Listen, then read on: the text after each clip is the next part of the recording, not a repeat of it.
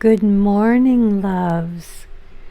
It is Monday, the 8th of December, and the month is moving right along, isn't it?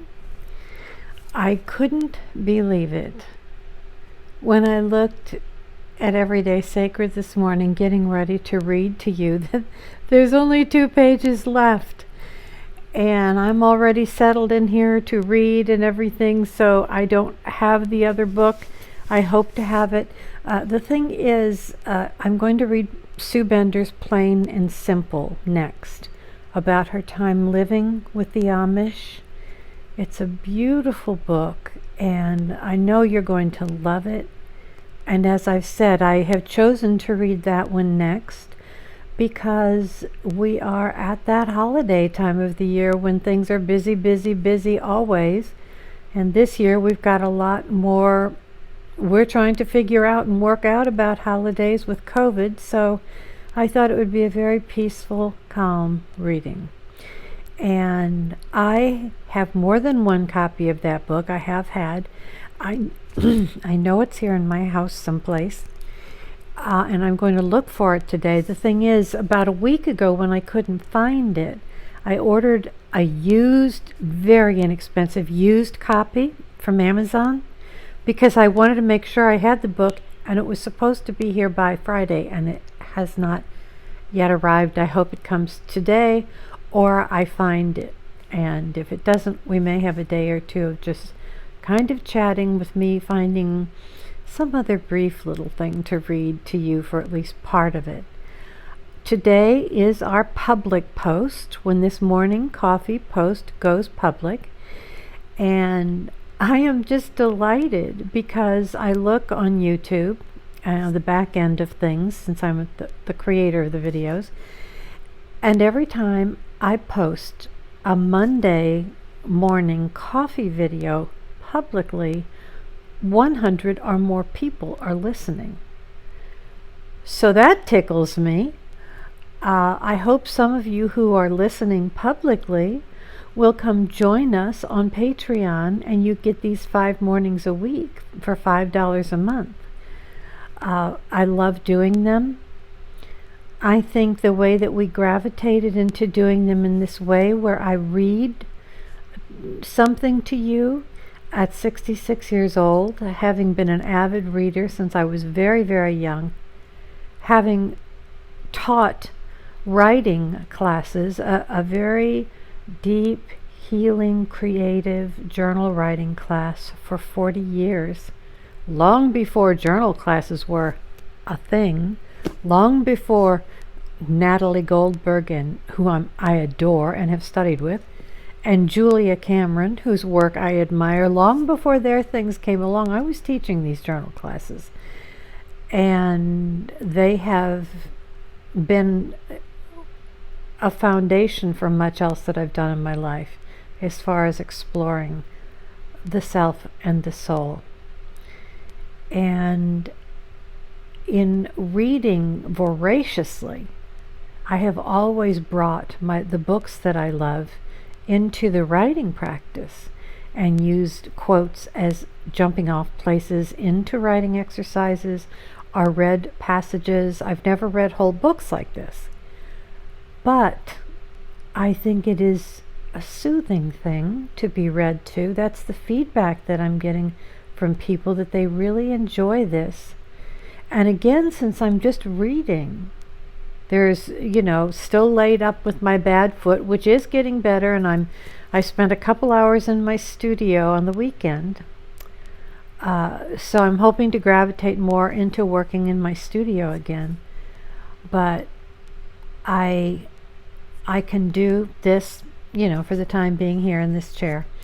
I am just making lists of all the beautiful, beautiful books that I'd like to read to you. One that I'd like to read sometime soon is Jean Giono's The Man Who Planted Trees. I don't know if you've ever read that book. It's a very spare, short book. about this little man. You may have heard this, who would go out with like baskets of acorns on his route and literally planted them all over in a very barren land. And they grew into trees and a forest of trees later. And the whole landscape changed because of his little act. It's a small, spare, sweet book about how just doing the little thing that we can do can reap so many benefits, so many blessings far beyond our own lives. So that's a book I want to read to you one day, just for something short and sweet and soothing with a gentle lesson. But Plain and Simple will come next. I hope we will be starting that tomorrow. And I hope that you have been able to see some of the things that I've been putting up over the weekend, the little Christmas posts, a tiny bit of Christmas cheer, which I will be putting up after I do the morning coffee this morning. And of course, all of you patrons will have content in the room today. So I'm going to read the end of Everyday Sacred, and then maybe we'll talk a little bit. Can't believe there's only 2 pages left. I could have finished this Friday, but I thought there were a few pages beyond the end of the book where she has notes about other people that she's thanking, that kind of thing.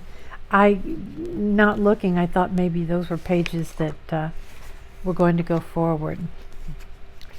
Anyway, here we go. Overflowing tea again. More light over here. More and more stories were offered, and my bowl began to feel full, even crowded. I thought again of the overflowing tea story. Pour me a cup of tea, the monk says, and I will tell you when to stop. The dutiful student starts pouring the tea, and pouring the tea, and is horrified, watching as the tea spills out of the cup and over everything. Can't you see the cup is full, he says? It can hold no more. And so it is with you, the wise teacher answers. Your mind is full of too many things. Only when you are empty will there be room for more knowledge to come in. Maybe it's time to stop. Time to empty this bowl, knowing it will be filled again.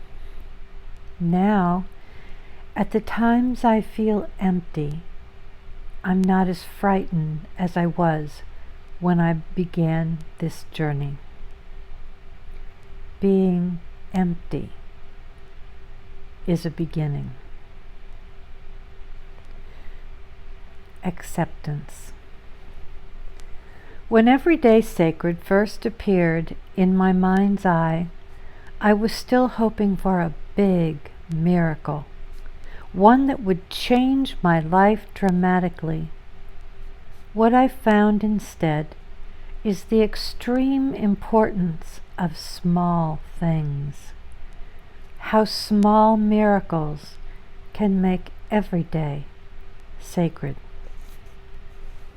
Small miracles are all around us. We can find them everywhere, in our homes, in our daily activities, and, hardest to see, in ourselves. Every time I see a bowl, or write a story about a bowl, or make one in the studio, I hear M.C. Richards' words. It's not pots we're forming, it's ourselves. Most of us are like those Zen tea bowls, uneven, cracked, imperfect. And our harsh judge keeps wishing we were perfect. The difference is the tea bowls are revered just as they are. Our imperfections are a gift. The very qualities that make us unique. If we make the shift to see them that way, we can value ourselves as the monks valued those tea bowls, just as we are. And that is the end of the book. Lots of acknowledgments, pages of acknowledgments and whatever at the end, but this is like the umpteenth time I have read this book. I will never forget, as I said when I started reading this book, when this book first came to me in June 1995, when I had just come down with the worst case of Bell's palsy that 3 doctors, I went to 3 different doctors, had seen. It was severe. And you can still see, I smile on one side, this side doesn't, this eye doesn't. You know, Bell's palsy just literally, it's a lesion of the facial nerve. And for me, it never went away. It went away considerably. It was horrible in the beginning. It looked like the Phantom of the Opera. But it shattered the last bit of self-esteem I had. As a mother of 3 children who had gained a lot of weight after having babies and just couldn't get the weight off and was very shy and self-conscious, that one vestige of self-esteem that I had left was that everyone always told me that I had a beautiful smile. And I did have a pretty smile. I've got pictures of that. I'll have to show you in the room sometime what I looked like once upon a time. But there's something about once the smile was gone, it's like in Everyday Sacred, the story of Kevin's cracked bowls, where he made this perfect pottery and initially accidentally broke one and then came to intentionally breaking them and piecing them back together, and they became more beautiful and more precious for having been pieced together. We are a society that values looks more than anything else. It is a nightmare in the media, as it has been for some long time, worshiping the beautiful, the supermodel who is all but anorexic, if not anorexic, unbearably skinny, and makes normal women, and when I say normal, I mean having the body that they have and weight fluctuating and imperfections with skin or anything. We are made constantly to feel that if we don't live up to an ideal, we are less than. So Everyday Sacred came to me. I had ordered it before. I had special ordered it. Those were the days when there weren't Amazon.com and chain stores and everything, when we still had the small independent bookstores that I dearly loved, spent a lot of time in, and miss terribly. But I had read about the book Everyday Sacred, so I special ordered it through my little local bookstore. And it came just days after I had Bell's palsy. When I looked so horrible and was in so much pain and so devastated.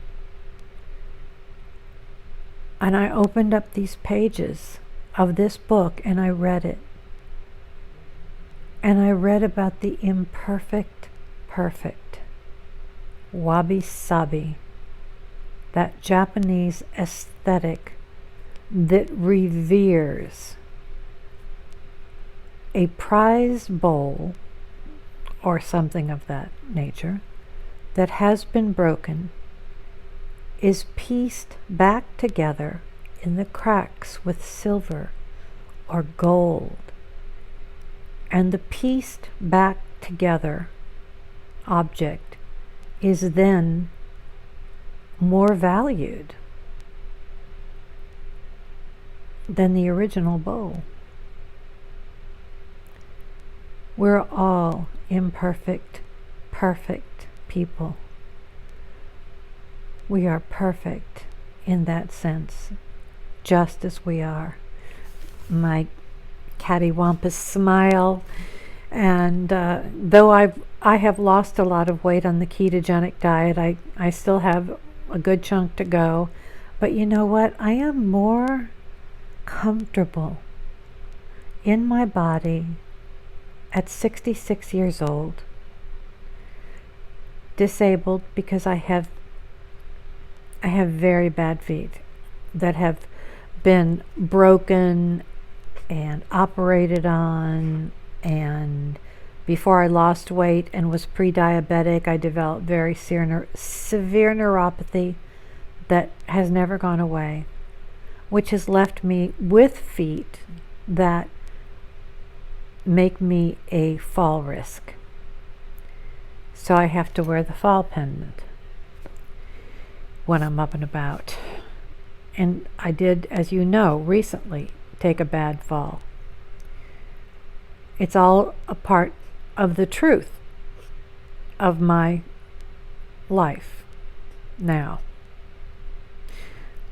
I am a woman who struggles ongoing with mental health issues. I take very good care of myself. I have weekly therapy. I am on medication, which is carefully managed, which I am deeply grateful for. But every single day of my life is a journey, is a lot of work. Self-care isn't a luxury. Self-care is a necessity. And I have bad times. And I have hard times. But there's something about Bender's book in accepting all of who I am, knowing that in this moment, as it is for you, dear one, if you're watching or listening to this, you are absolutely perfect. You are wabi sabi, as are we all. It is the imperfect, perfect coming together to make a beautiful whole. Your soul shines out of your eyes. We can see the beauty in you if you allow it to be seen. You achieve that by living with an open heart, by being vulnerable, by being open. And in your own life, you come to a gentle peace when you can do what Sue Bender wrote about in this book. Approach each day as the monks do, who go out each day with their begging bowl and accept what is put in it, which is their sustenance for the day. This is what I teach, accepting what is. I hope that in reading this book to you, I have been able to put something in your bowl that has brought you sustenance, that will carry you forward. It changed my life. In fact, it saved my life. You can get a cheap copy of this used book on Amazon. It came out, like I said, in 1995. I mean, you can usually find for $1 or $2 a used copy of this book. I wouldn't be without it. Sometimes I just flip through, and whatever section it opens to, I figure that's what I need then, and I read it, and I just can't recommend this book highly enough. I have read it to you, but it's a book to have a copy of, if you're interested in doing so. So we are at just over 20 minutes, and I will end here. If you are a patron, you will be receiving content in the room today. I will be putting out another Christmas post, a tiny bit of Christmas cheer. You can receive those in your email box by joining my mailing list, which is on my website, maitrilibellul.com. If you are viewing this video on YouTube, there is all my links to everywhere will be on YouTube. So Patreon, if you're interested in joining or checking it out. Society 6, which is, it's a great time of year if you're Christmas shopping to get Maisie merchandise, a Maisie mug, a Maisie tote bag. They're always having incredible sales too. I don't set that. As the artist who puts up 33 images of Maisie in Society 6, that then goes, you can get wall art, prints, cards, journals, everything imaginable. I can't even think of, stickers. They're all there at society6.com/Maisie's World. The Christmas print that I put up in Patreon yesterday for all of my patrons to download for their use only as a gift, my Christmas gift to them, is available at Society 6, also on cards, tote bags, journals, whatever. So there's my little Maisie plug. Forgive me for putting it out there, but there you go. And I will see you tomorrow, and hopefully have found or received in the mail my copy of Plain and Simple, which we will start reading then. You're going to love it. And I love you all. I thank you for being here with me this morning. Have a beautiful day. Have a wonderful week. And I look forward to being with you in Patreon.